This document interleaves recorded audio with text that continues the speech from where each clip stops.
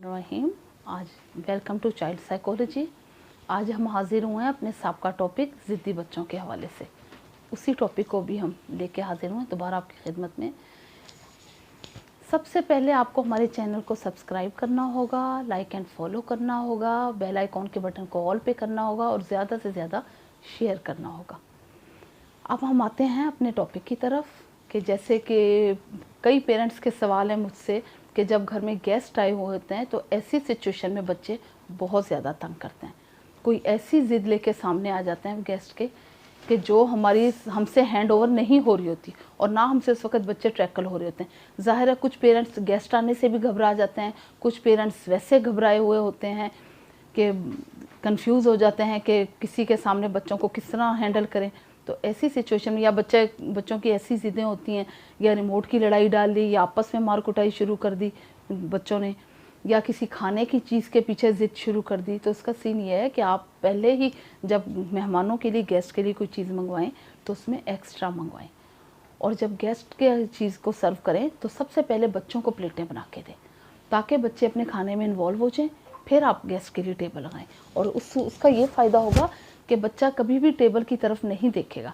नहीं तो ये कोशिश करें कि गेस्ट के आने से पहले ही बच्चे को कोई चीज़ ऐसी खिला दें कि जैसे वो बनाना वगैरह खा ले, कोई स्नैक्स खा ले या बिस्किट खा ले, या उसको चिप्स फ्राई करके दे दें। ऐसी कोई चीज़ वो खा ले कि बच्चे का पेट खुद ब खुद भरा हुआ और वो कभी भी आके भूखापन ना करे।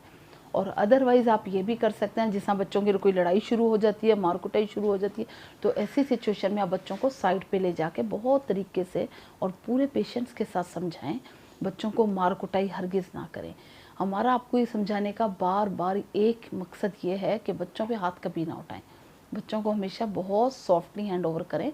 और सबसे बढ़कर जब बच्चे आपसे कोई बात कहने के लिए आते हैं तो उनकी बात को सुकून से सुने। बच्चे छोटे होते हैं तो अपनी तोतली ज़बान में या अपनी ज़बान में बहुत कुछ कहना चाहते हैं, वो हर बात आके पेरेंट्स को बताना चाहते हैं।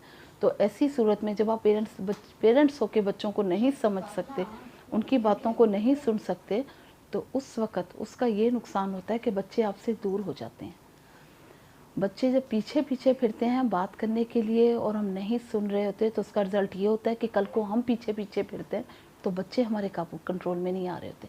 फिर हम सुनना चाहते हैं लेकिन बच्चे हमें नहीं सुनाना चाहते।